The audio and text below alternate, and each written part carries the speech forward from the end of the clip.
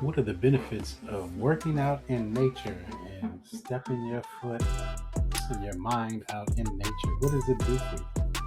Spending time in nature significantly boosts physical and mental health. Okay. Regular interaction with natural environments improves focus, creativity, sleep quality, and mood.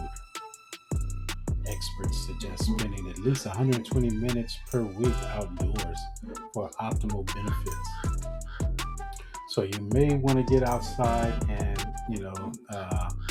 get in contact with nature. See the trees, maybe some squirrels or something like that, and it does wonders for your mental state and relieves the cortisol and stress.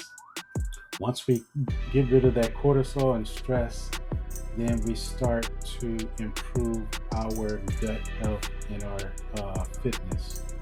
All right.